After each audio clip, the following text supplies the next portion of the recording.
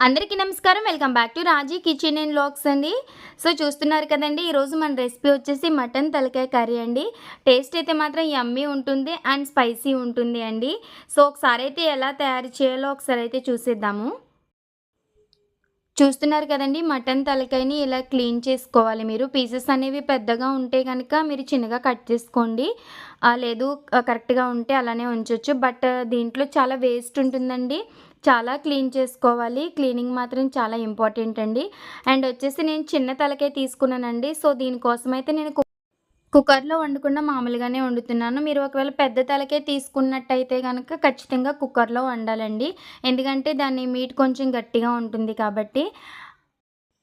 ఇలా మొత్తం క్లీన్ చేసుకున్న తర్వాత 2, 3 టైమ్స్ వాటర్ పెట్టి శుభ్రంగా వాష్ చేసుకోండి.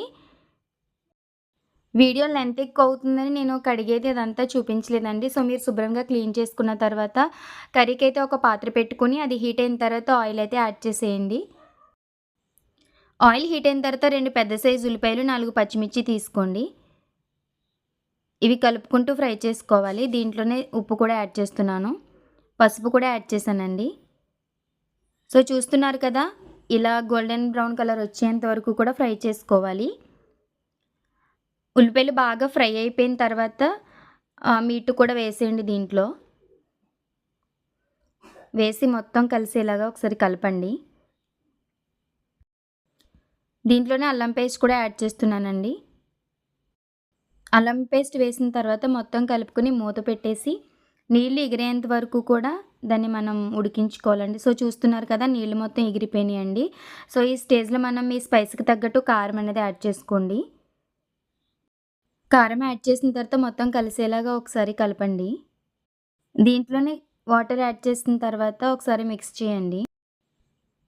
తర్వాత మూత పెట్టేసి దీన్ని వాటర్ దగ్గరకు వచ్చేంత వరకు కూడా మనం బాయిల్ చేసుకోవాలి. చూస్తున్నారు కదండి, కూర దగ్గరికి వచ్చిన తర్వాత చింతపండు పులుపు వేసుకోవాలండి. ఎక్కువ వేయనవసరం లేదండి. చింతపండు పులుపు కొంచెం వేసుకుంటే సరిపోతుంది టేస్ట్ కోసం. మళ్ళీ మూత పెట్టేసి కూర దగ్గరికి వచ్చేంత వరకు మనం ఉడికించుకోవాలండి.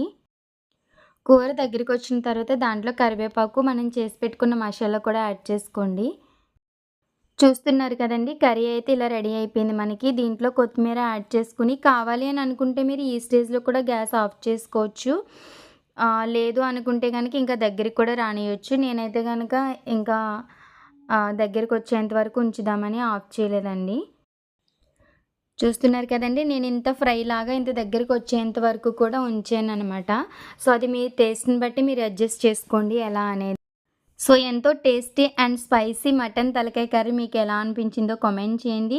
ప్లీజ్ తప్పకుండా నా ఛానల్ సబ్స్క్రైబ్ చేయండి. రాజీ కిచెన్ అండ్ వ్లాగ్స్ అండి. Thank you so much. అందరికీ నమస్కారం.